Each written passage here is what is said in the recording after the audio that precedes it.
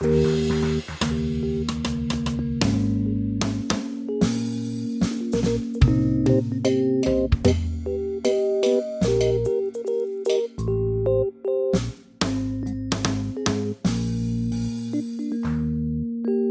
and welcome to Nope. Hello, wrong podcast. To Onesies, a podcast of onesies and wonders and blunders. My name's Andrew, My name is Emily. and This is the only place you can hear Emily, despite how many podcasts. you cut that out, obviously. Are you a middle-aged white man? No, you do not have multiple podcasts. I am a middle-aged white man. I have so many that I can't count, Emily. Okay. But we are back discussing the last two episodes of the 2001 CW situation comedy WB. WB. CW's probably doing better stuff. Raising Dad, starring Bob Saget, Jerry Adler, Kat Dennings, Academy Award winner Brie Larson. Evan's back, just like last time when I commented on Megan Good being gone in the episode title. She came back Absolutely gone. And but she's gone, and she gets no mention. She doesn't get come back for the finale. Anyway, guess who else isn't in these episodes? Andy Kindler's not in these episodes. No, boo. Though it is somewhat interesting to have seen over the course of the season, Kat Dennings improve as an actor to the point that she just fucking races around Bob Saget. Yeah.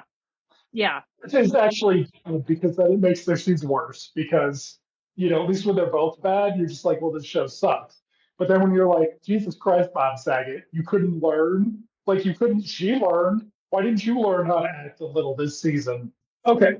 The first episode we will be discussing is entitled, I don't know. You're producing. I know. I just forgot to pull it up. Sorry. I'm the worst. The nose job. I don't know. Nope. Daughter knows best. Close. Is there a subplot this episode? I don't think so. Or is this the camp subplot? Or is that? Oh, that's the season finale. Yeah, so I don't think there's a subplot, but we do start with a cold open where Kat Dennings is zipping up her jacket to go who knows where because she gets distracted by Danny Tanner providing fashion show style commentary. Yes. And then Emily comes down the stairs wearing a little hooded jacket and they're both posing, and Grandpa comes in wearing a robe and slippers, and Danny turns his attention toward Grandpa, and they're all posing. And then that leads to Grandpa making the joke, we should get the television fixed, which kind of bummed me out because it was a cute little family moment that they were having. We don't get to see a lot of that anymore. No. But puns don't lend themselves to cute family moments. Just concerning ones. I think this is where Saget is obviously terrible, but I do think Kat Dennings laughs at him, which is cute. Okay. But then after this cute family moment, it's a good thing you had that because the rest of the episode will be about Kat Dennings thinking her nose is too big, Bob Saget mocking her for it, Grandpa saying, hey, stop being a piece of shit to your daughter, Bob Saget going, no, I can't. Emily is being a complete jerk to Kat Dennings about her giant nose. Now, the problem with that is you then spend the entire episode trying to figure out what her problem with her nose is. Yeah. Kat Dennings, ladies and gentlemen, if you're not watching and you do not know who she is, does not have a nose of any extreme size. It is, I think the sort of the trope of teenage girls being concerned about their physical appearance, I think could have been done better. I don't know if this is more like, because folks, it goes to like plastic surgery. Like she goes so far as to say, I want to get a nose job. She goes to make an appointment with a doctor. She gets an appointment, a surgery date with a plastic surgeon to get her nose done. And this is sort of like a little bit extreme for a WB sitcom, family sitcom. It's not quite the episode of Full House where DJ like goes on an extreme diet and ends up passing out at the gym, but it's also not like 90210. Like I don't even know if there's a plot line where somebody gets plastic surgery in 90210, but yeah. That's so funny because she thinks that is how people should do their medical health these days, especially young women. Yes, But it's like a little bit more extreme than that, and it seems more like adult or like older teens, or like I said, like a 90210 plot. I could imagine being somebody, Donna, wanting to get plastic surgery because she's concerned about her body in some way, shape, or form, right? And does she have an episode where she's like anorexic or something? I mean, they make fun of her appearance the entire time because her father hated her and shamed her for her appearance her whole life, and that's why Tori Spelling turned out the way she did. Well, I Yes, didn't mean to insinuate that. I was just like naming a character, like a female character. Jean Garth clearly had plastic surgery, so there, you Okay. Garth. Shannon Doherty probably did too. Okay. Well, so yeah. I mean, it doesn't seem to fit in a WB family sitcom. And so the one thing I did like about it, because I don't think we need to dwell on this episode, it was bad, is that her friends are trying to convince her that she doesn't need it. Yeah. Olivia is like, you do not need a nose job. I do not want to help you with this. You are pressuring me into helping you with this. Even the boys are like, I mean, Well, kind of. Josh. So there's this competitive thing, right? There's this acknowledgement from Sarah that, the girls she sees in school all look different and are pretty in their own ways. The things that she sees on TV are pressuring her, but mainly it's the one blonde girl who keeps kind of showing up. This is like her third or fourth episode. And when Sarah decides, she makes her appointment to get plastic surgery, she gets like the composite sketches of what her nose could look like. we do not see those folks. They don't have that in the budget. We don't see the pictures, but she's trying to get Olivia to help her pick her nose, like what nose she wants. And the pretty blonde girl sees it and starts talking about, oh, who's your doctor? Oh, he's so great. He's done this and this and this to me. And even though this is a perfect moment for Sarah to realize that this beautiful girl also doesn't like her own appearance, but instead of calling the doctor and canceling the appointment, she waits, and obviously her father finds out through various means and yells at her and tells her, like, listen, I struggled with body image issues too when I was growing up. I was tall and people made fun of me. They called me Stretch or whatever. And, now I've kind of grown into my body. And, I don't mind that I'm tall and it's an advantage and da da da da da. And what never happens is that she acknowledges that she doesn't need work. She just says, I'll wait a couple of years. Yep. And see how I feel then. Yep. Which I don't know. It was kind of shitty. Well, Emily, let's not forget, we don't want to discourage women from changing their appearances. We just want to make sure that they're on the hook for the expense, not their parents, for male consumption. I was just hoping for something more substantive. I was hoping for her to have this realization without her dad having to. Well, yeah, and especially since it's sort of set up that way in the episode, but instead where she has Grandpa, she has Olivia, she has, to a certain extent, Josh and Evan telling her not to do it. Yeah. All of these people, including her peers, are telling her not to do it. Who isn't in this episode besides Andy Kindler? Megan Good? Besides Megan Good. Paget Brewster. I don't know. Jared, yeah. Which is weird. It's very weird. Especially, so My either this was aired out of order, which it's not worth figuring it out, or they were desperately trying to show what other things they could do with the show.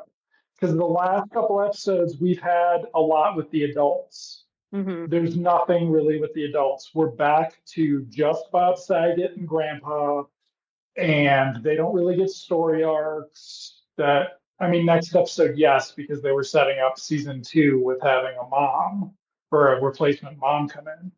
But that was the decision that they made at the last minute too, right? Like, and they're not doing it with Liz, they're doing it with Short Girl from before, um, who had less chemistry with Bob Saget than Liz. Like, Liz was like, my job depends on me pretending that I want Bob Saget to put his lips upon mine. They didn't have any chemistry until the episode where they kissed, and then after that, it went away. True, but she was able to get there. Short Girl was far more like, I want to screw 16-year-old boys believable than I want to date Bob Saget. Okay, I want to go bicycling with Bob Saget. Sorry, folks, we're getting ahead of ourselves, and you have such wonderful metaphors to look for. And we Oh are my God, laughing through this we've episode. got to talk about the Hood reference. Oh, yeah. So, yeah, in the midst of the adorable fashion show, Bob Saget can't resist the urge to make a comment about Emily in the Hood or something. And yeah, so with Hood as in slang for neighborhood, but also Emily puts her hood up. Yes.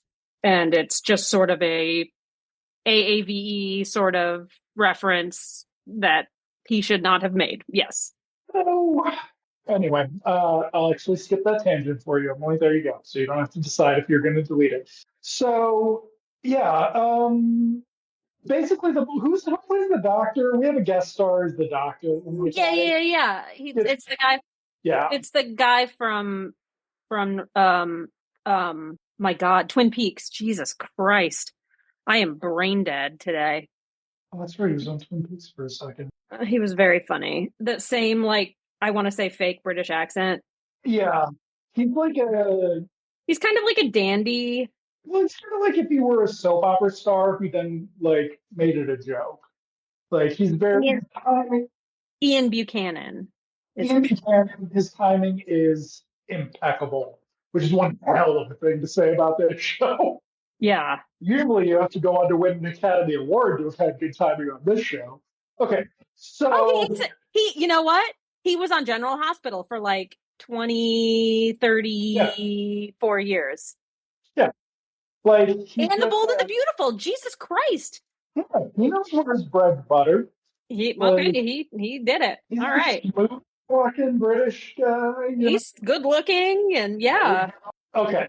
So, but yeah, so he has a funny scene. He tells her she shouldn't get a nose job either, but he's Yes. like, I will fucking take your money as long as your guardian says it's okay. And she's like, what's up? I'll do it.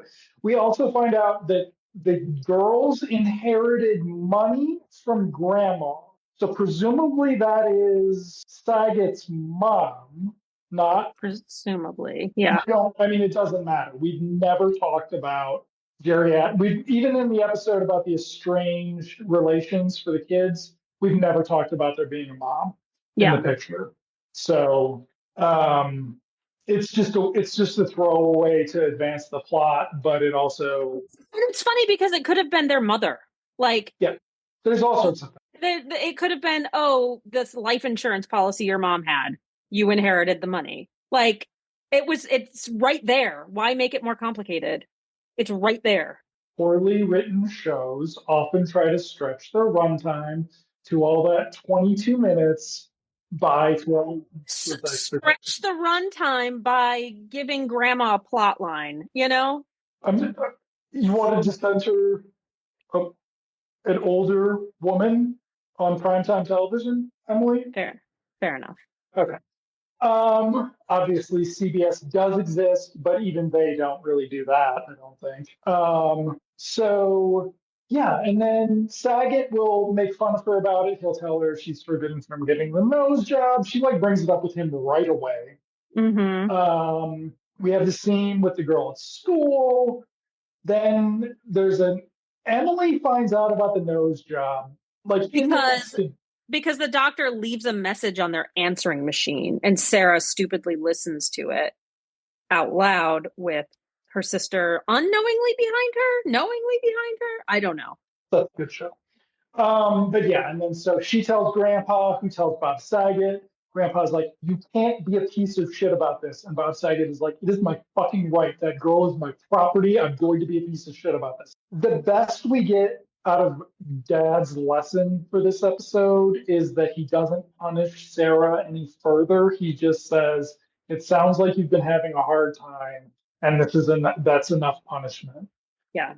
You punished yourself enough. The vibe of she deserves punishment because Grandpa's been telling him to be sensitive to her since the first scene. Yeah. Like she runs off and he's like, you two are being pieces of shit and you should but he's like, hey, Bob Saget, you're her fucking parent. Own up and fucking support your daughter right now. And Bob Saget's like, no, knows ways. Like knows jokes. He keeps making puns and jokes, and it's bad. I mean, and then Emily's doing the same thing, and nobody's stopping her. I mean, Grandpa's trying, and you would think Grandpa would have more sway with Emily than Dad because they have such a much better relationship. Yeah, I don't. I mean, we never see Emily and Dad like interacting in any real way. But we do see the younger sister and Grandpa interacting together all the time. He's asking her about her interests and her schoolwork and all of this stuff. Dad never does that. No. It's wild. Like Bob Saget's a bad dad. Okay, so he'll go down, talk to her about it, tell her about the phone call, that he canceled it with the doctor. She's like, well, I was talking to Ashley at school, and you're saying all the same things I told her about how great she was. And I guess, well, I don't know what that means, but I'll wait 2 years. And again, it's like, you're not stupid. She's not a dumb girl. She's intelligent. She could have put these pieces together before getting in trouble.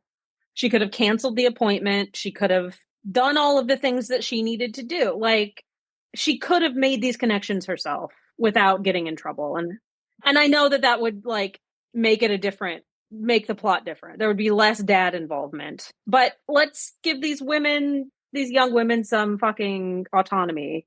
And she could have made that connection, is all I'm saying. It seemed very likely she would, but then it could have been him coming down to yell at her and her kind of smirking and being like, I already canceled the appointment. I don't want to do this. Just like they've done on an episode 2 times before, right? Yeah. She could have been like, I already left the doctor an appointment. I don't think I'm ready to make this decision yet. It seems concerning after I talked to Ashley, who seems addicted to plastic surgery. Yeah, at 15, 16 years old. Does somebody make a creepy comment about her or no? Am I wrong? Emily says something Sarah says something about wanting a nose like Ashley or whatever her fucking name is. And Josh is like, oh yeah, go ahead. Like, yeah, no, I thought it was like an adult makes a comment about her, but maybe that was leftover memory from. Oh, there's like the photographer says something like, tilt your head this way because there's a shadow. I always love photographing you, Ashley. Yes, so they're doing school photos. That's how we set up. That's why she's self-conscious about her nose. And Ashley, or whatever her name is, gives her shit about her yearbook photo because it made her nose look big. Then the photographer says her nose is too big. At which point, a security guard should have walked over to the photographer, punched him in the head with a temple, and sat down and taken the fucking picture. Like, how fucking dare, like, I guess I'd never thought about that as an adult, but if photographers were like telling kids how to pose for them, they should have their fucking balls hooked up to a car battery. And they did. They did. They never did for boys. So there you go. Okay. And let's also think about how those are all due. We are nodding silently, folks. Nodding silently. Yeah. Okay. And then the episode ends. I don't even Yep. remember what the final joke is. Oh, it's a nose joke. Yeah, Saget makes a couple more nose jokes. and then Sarah calls him Stretch Yeah. because she found out that that's what the bullies used to call him. So she's given him a little of what he's been given her. The end. Episode 2, episode 21, 22, whatever. 22. It is gross and weird. There's a parallel storyline which I found unsettling. How fucking And daddy got a teenage daughter got a fuck. it's called Losing It. Gross. So what's funny is Emily threatened me with the episode description maybe a couple episodes ago, and we read the description. I was like, it doesn't seem that bad. It's that bad. Like, there's way too much teenage kissing in this for a show aimed at, I don't know. There's too much adult kissing. Well, especially, yes, there's too much adult kissing because that's the only way the actress can show that she has chemistry is just by going for it. Okay. Well, she the whole time she's like, "Are you sure I can't make out with the teenage boy? Are you sure I can't make out with Grandpa instead?" Oh yeah, that is one of the sad things we lost over the season was that Grandpa was a fucking player. Yeah. For a while, and like just like where's Grandpa's arc with Wendy Malick or whoever the equivalent was in 2002? Yeah. Okay, so Sarah and Jared are in love. Yeah, suddenly they're after the Emperor returned. 2-3 episodes ago when he's like, I'm gonna marry you someday, but I don't want to date you because I treat women like shit. Now suddenly they're together. Well, it didn't go quite as far as I thought it was going to go in terms of Jared's character changing on a dime. This is also maybe his only appearance where they don't talk about his criminal history in some way. Yeah. I thought it was going to come. I thought for sure when she was talking to Olivia about when they were doing the pros and cons, I thought for sure the con was going to be that he's a con, right? The next con. Yeah. I thought for sure it was going to come back, but it didn't. And actually, he's kind of a nice guy. This whole player mentality goes out the window. Yeah. And so this is very much the season finale. It's school is ending. People are talking about their summer plans. Sarah's going to be working at the Pulp and Fiction. Pulp and Fiction all summer. And we will find out Jared is going to California to be with his dad. What is complete, because we talked about this before, that in the initial appearances, his parents were together and both in the Boston area. But, and it's actually not clear that that dad's there. He just was like, my dad got me a job as a lifeguard. Yeah, that's true. Like theoretically, they're just like, here, you can go do a minimum wage job halfway across or entirely all the way across the state. Yeah. So, but they're hot and heavy. And who comments on it? Does Grandpa comment on Grandpa. It? Yeah. So cute scene, kind of. Emily and Grandpa are in the living room playing a gin. They're playing gin. And Emily is clearly beating Grandpa. He says something like, if you say gin again, I'm going to throw up or something. I don't remember. And so she lays down her cards and she calls vodka or something instead. Very funny, very clever, wonderful. Yes. They hear the back door. Emily's like, I'm running upstairs. She's up past her bedtime. If it's dad, tell him I've been asleep for 3 hours. Yep. Grandpa goes into the kitchen. It's actually Sarah and Jared making out at the back door. And he wants to come in and Sarah's like, no, because she's being responsible. And he's like, come on, baby, let me come in. And Grandpa's like, bye, Jared. Yeah. And Jared leaves. And then they have a little conversation and it's getting a little serious here. Trying to be like the good cop I can't even imagine if Bob Saget saw that, what he would say. Which is funny because Emily will be, or Sarah will be like, tell Dad I was in bed an hour ago. We went to the new Brad Pitt movie. Right. And then Bob Saget gets home. He says, me and Nora, or whatever the fuck, Nina. Nina, went to the Brad Pitt movie, and there were just a bunch of fucking teenagers making out. We do not establish that he did not see his daughter as one of the teenagers, but then he and Nina started making out, and Like because teenagers. Yes. like teenagers, because that's they can only do that while they're sitting. Okay, so then they talk about how things are getting serious with Nina.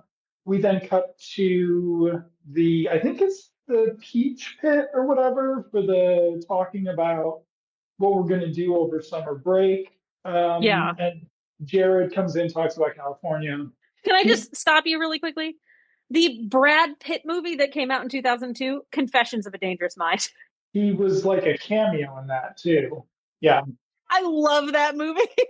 It yeah. is so dumb. I Great, love Sam Rockwell. great movie. He's so good. Sorry. Should've gotten an I Oscar. can't imagine teenagers going to that and making out.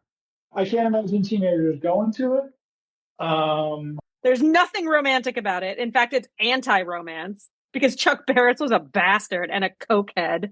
I mean, R.I.P. yeah. And we also know that they didn't go see it because the movie bombed, because we live in a terrible universe. It kicks off this plot line for her where she's like, I need to give him some play so he won't forget me over the summer. So he won't have sex with some beautiful California girl. Because he'll have this to come back to. To which Olivia is kind of like, don't do it for that reason because he's a fucking dude. He's gonna. Actually, that's a little later when she's getting ready for her big night, and Olivia's like, he doesn't care. He doesn't care. But through this entire thing, and like, where the fuck is Kindler? They're in school a bunch. Where the fuck is Kindler? Evan comes back. That's why Kindler's not there, is because they had to pay Evan. And so Evan's doing something over the summer. He's barely gets anything to do in these episodes. He's just in the background. Yeah. He's dumb. Making jokes about how being dumb is funny. Yeah, and everybody else like rolls their eyes at him and stuff. So Josh is going to theater camp, which is kind of exciting because it's like a plot point that has sort of been strung throughout the whole season. Yeah. And it's one of the only ones. Yeah, that survived since the opening. Yeah. So so Saget. Basically, we just get to the okay. He makes a. There's a classroom scene with him, and like he never really teaches anything. He just makes jokes about War and Peace. Peace was originally called. Yeah. And Josh gets mad at him. He's like, I'm trying to learn here. Stop making stuff up, which I like appreciated. Like, way to go, Josh. And then class leaves, and then suddenly his girlfriend walks through the door. Yep. Like, I didn't know that adults could just walk into school. Maybe it was different in 2002, but even when I was in high school, before that, you couldn't just walk in. Anyway, whatever, doesn't matter. She walks in and she's like, change of plans. I know we were going to go see Wynton Marsalis, but I got invited to speak at this illustrious writers hideaway in the woods. Maybe you should come with me. And he makes some jokes about making out with Wynton Marsalis, how he'd be jealous. I don't know. And then they kiss too much in his classroom, and too much in general, and he eventually agrees to go. Now, at this point, he just says he'll get back to her. At this point, also, because we skipped a scene with when he first got home from his date with Nina and was talking about making out, where Grandpa was like, give me all the details, like, oh yeah, I forgot that was a really good moment. Give me all the disgusting details. And Bob Saget's like, I'm not going to do that. But he hints that he has seen most of Nina, which this is a metaphor, folks, for they haven't actually done the dirty. And by that I mean fucking. So what this scene in the classroom is setting up is that he is anxious about Don't doing worry, the he's deed. going to talk about it in a Yeah. second. He'll talk about polishing his hand. And yeah, oh, God. And yeah, so he says, I'll get back to you. And she leaves. I don't know. Does he have another class? There are no kids in the Nope, classroom. scene's over.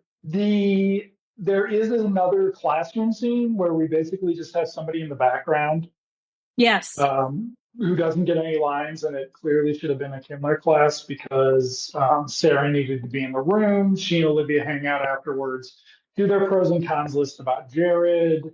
And she has like two pros about him, which is stupid, and zero cons. She can't Yeah, think of anything except like something annoying that he does. He puts in too much hair gel or something. yeah, and Olivia's like, maybe your cons should be that you are trying to like preserve this relationship by rushing into sex. Maybe that Yeah. should be the con.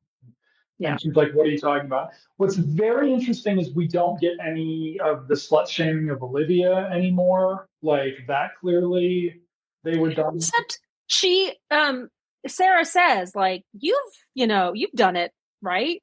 Olivia never answers. She seems offended by the question and she never answers. This is very different from Olivia's first episode where they were talking about fucking. And Yeah. Emily's like, I mean, you haven't fucked, have you? And Sarah's like, of course not. And Emily's like, liar, liar, pants on fire. Yeah. So like, cool, the 15-year-olds aren't fucking in this revision of the show, written by men, written by grown ass men. Hey, at Okay, least they're not, well, I guess they are kind of writing about teenage girls fucking, but they will be in a second. So we then get basically the plan is dad's out of town for the weekend, fucking. Grandpa and Emily go to bed because they're regular people. And Sarah's like, Jared, you can come over late and we can do it. And he's like, really? And she's like, yes. And he's like, you're ready? And she's like, yes, I want to do this. What we don't get, we do get a little bit about Sarah talking to dad about his weekend, where she's like, I hope you go off and fucking have a great time. And he's like, right on. Thank you for supporting me. yeah. We do not see anything with Emily, Mm-mm. even though Emily was the one who was having an issue at one point in the show. Sarah was having an issue at one point There too. was an issue at one point too. None of it, it's not an issue anymore. Or it's left out with Emily. Sarah had an issue and then Jared talked her out of it. And then in another episode later, she had an issue again. And then now suddenly she doesn't. It's very convoluted. Yes, and the first time Jared talked her out of it, the implication was is getting dad out of the house would mean they could fuck. Yeah. And then they were just friends for half the season, and now they're making out. Yeah. Probably because Kat Dennings' parents were like, fine, she can fucking have that kid's tongue in her mouth all week. I mean, Thoria or Birches would be like, have her take all of her clothes off. If you haven't looked into that, folks, fucking buckle up and I mean, maybe there's a true crime podcast. Okay, so Saturday night arrives. Okay, we have not talked about any of Emily or Grandpa's subplot. We will just Oh, yeah. we'll just do the whole thing because Okay. it's very unfortunate how it plays out, and we will just focus on that for a bit at the end. But Jared comes over. Emily or Sarah has been getting ready with Olivia's help. She has got a dress on. She's done her hair, and she's like, "Do you think Jared will like my hair?" And he's like, Olivia's like, "You're giving it up. He doesn't care." Yeah. Like, do you think he'll like my dress? And she's like, "You're giving it up. He does not care." And then Emily or Sarah's just like, A few more iterations of that. What music should I play? Yeah. Very. Olivia's just like, he's a fucking boy. He's a piece of shit. He just wants to use your body. And Sarah's like, tee, that sounds so romantic. And I think Olivia goes, tee, it is, or something like that. Like, it's really bad. Yeah. We probably cut to, at some point in here, we skipped the whole conversation where Danny Tanner talks to Jerry Adler about having sex with Nina and how it's been a long time with a woman. for Bob Saget, but he jerks off all the fucking time. Yeah, There's there's weird metaphors that they stalactites hanging use. from his Oh, thing. He's got standing underwear on the floor. Like he's just cranking it all the time. It's incredibly disturbing in the context of they thought it was like a cool idea to just have a fucking yay, I'm a bro getting laid subplot or plot in a show that is about a guy trying to raise young girls into women, yeah. empowered women. I mean, they would not say that that's what the show is. They would say that the primary goal of Kat Dennings is to get married. But in theory, what they really should be doing is raising these empowered women. And that is what Jerry Adler would say for the most part, as long as they aren't his fucking piece of shit country music singing daughter. And I mean, I've heard her accent. I don't disagree. Okay. So we just think about how bad that acting was. Good God. Okay. But there's a whole thing about bicycles. There's a whole thing about how, believe me, his Stick shifts. boobies are the handlebars. Yeah. Yeah, really cool stuff. So Bob Saget gets to the cabin. Nina's like, "Oh, hi! I didn't know you were coming." And it's like he didn't tell her. Like, cool, man. Like, what the? Why can't it just be normal for a second? Why can't it just be normal? But it can't be because he's going to be like really awkward about stuff, but he's also going to be trying to turn the conversation to them having sex immediately. Yeah. She's like, "You want to go ride bikes?" And he's like, "By ride bikes, do you mean me humping you?" And she's like, "The fuck did you just say?" And he's like, "Oh, I'm sorry, I'm nervous, and it's your fault." And she's like, "I'm sorry, it's my fault. No, I meant riding normal bikes." And he's like, "Well, I sure hope I get to polish your fucking rims or something." And she's just like, "The fuck did you say to me?" And he's like, "This is your fault. You're making me nervous." And she's like, "I'm sorry, I'm making you nervous. It's all my fault." Andrew is exaggerating a little bit here, folks. The It's not quite dialogue's that. not that good. The It's not dialogue's that not good. It's not that good. It's not that explicit. But it's not that aggressive. It's not quite that aggressive. That's only because Bob Saget can't act, and when he's doing the She horny thing, she can't read what he actually is trying to say. and she actually doesn't. Yeah, she doesn't understand what's going on. Like she's not offended. She's just like, "What? We're gonna go ride bikes." He's using the bike metaphor. She's not using a metaphor about riding bikes. That's where hilarious. What if she didn't actually want to have sex this weekend? How do you think that would have gone? That's a pretty dark subplot this could have gone with. Very free spirit, actually, when you think about it. Okay, so Bob's like, it's like, "I'll fucking bury you in the backyard with making good in the neighborly. I don't care." I, And Paget Brewster. she showed me up. People, the test audiences liked her more. I'm sure that's why she didn't come back. Test audiences were like, "That person's fucking great." And Bob Saget was like, "You're fucking fired. This is my show. I'm not getting upstage on my show." Sorry. Speaking of the dead folks, that's why they're dead. Okay, moving on to Jared coming over. Sarah has set up the whole room with candles, never comes back as a fire hazard. Would have been amazing. Instead, she goes, lets him in. He's like, "You look beautiful," or something, in her dress. She's like, yes. And I think he's vaguely ready to start making out right away. So they go over and sit down, and they're making out. Actually kind of nice about it. He's like, are you sure? It's not like, do you give me consent to do this? But it is very much like, are you sure? Like there he asks a couple of times, like, are you sure you want to do this? Are you ready? I honestly thought the subplot was going to be that he was a virgin, and then if I did not, too. I thought it was going to be they were going to go super serious, and he was going to be like, "I had a really bad experience the first time I had sex. It did not improve our relationship. It was a negative for it, and Mhm. I value our relationship too much to rush into this." I thought that they were setting up that he was a virgin. But yes, mostly that. But after that, I thought there had to be some sort of punchline to it, like, but no, he's just not going to be a shitty guy, and it's like very weird. 'Cause Josh is 2 seconds away from drugging fucking nose The job blonde, yeah. with Evan helping him unawares or something. Like, okay, so we cut then to what Emily just loves in this episode, to Saget getting jiggy with Nina, but they're gonna have a little talk first about he makes dead wife jokes, which has got to just be getting her just like running like a faucet. And she's like, Bob Saget, your dead wife jokes are actually getting me running like a faucet.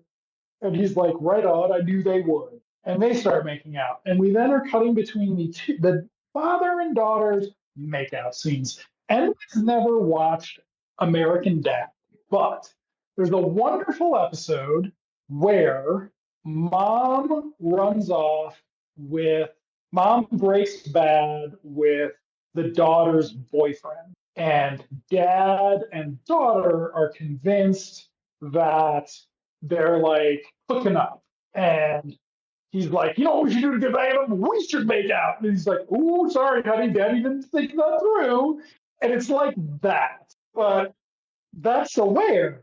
This instead is just like it's fucking gross. It ends pretty quickly, thank God.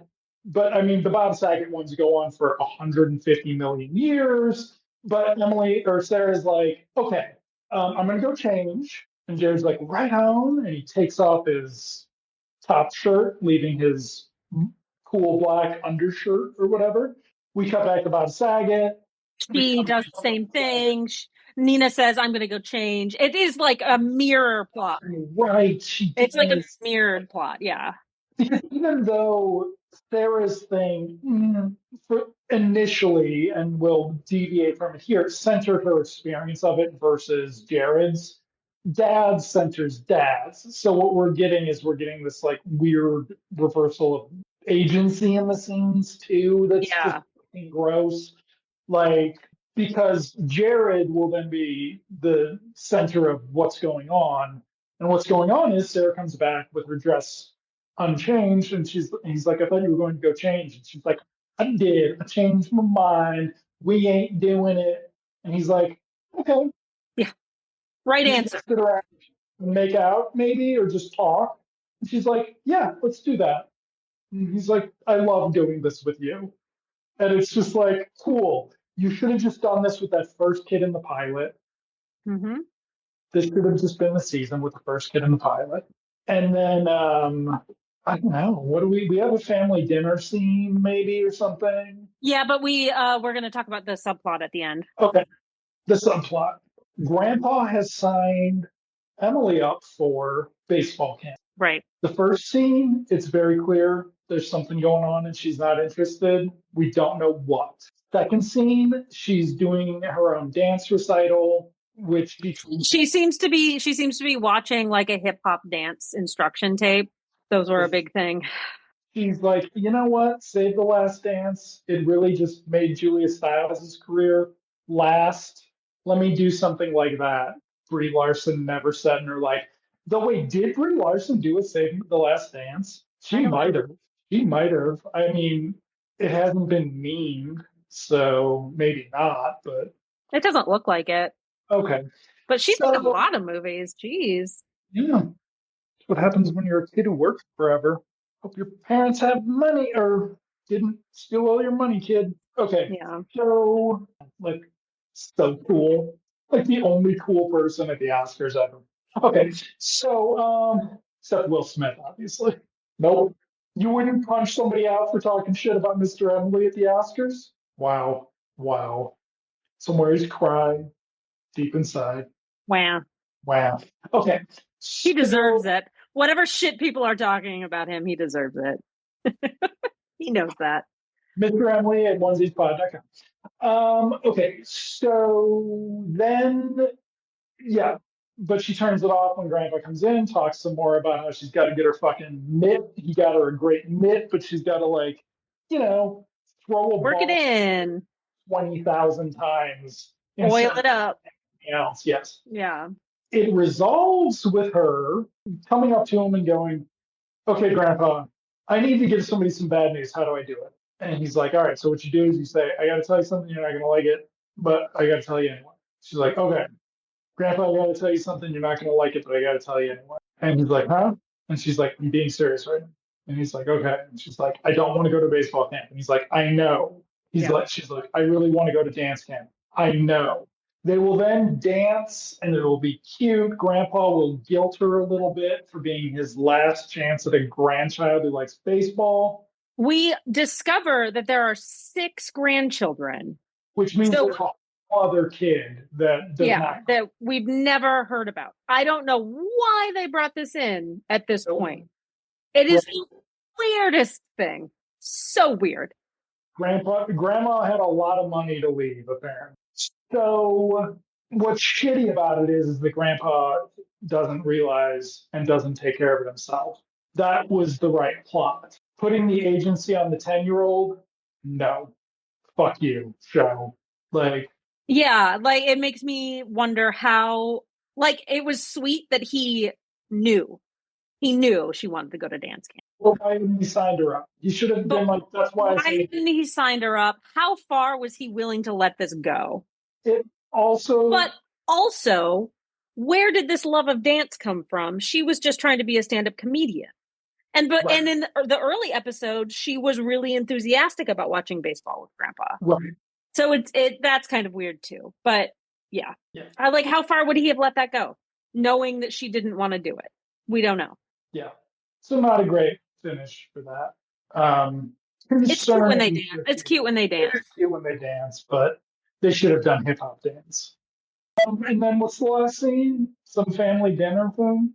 Yeah, I don't remember exactly, but that's it. No Kindler. No Kindler. A little disappointed by that. Little disappointed? Really? Because I was like majorly disappointed. I would have loved it to go out on like a bang, you know? Kindler coming in and be like, oh, yeah. That would have been funny. Okay. So, summing up Raising Dad. It wasn't as bad as I thought it was going to be. The content was on par for 2001, 2002. Yeah. We are going to be taking a couple weeks off. We are going to be taking a couple weeks off. Thank you. Emily can go on an adventure involving jet planes and parachuting and stun guns and poker and a heist in Monte Carlo or something. And then maybe with our next season, which Emily will be picking. We don't know yet whether or not I'm going to pressure her into picking something like she pressured me into picking this picking show, but we'll find out. We will find out. Okay, Andrew, thank you for watching. Everybody, thank you for listening to season 17 of Onesies. Andrew, I'll see you in television land. See you in television land, Emily.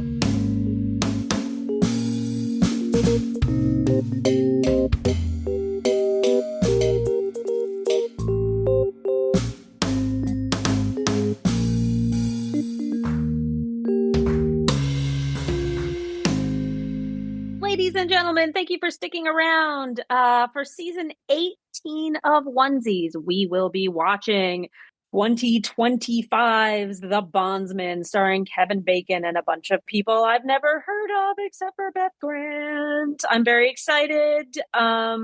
See you next time. Bye.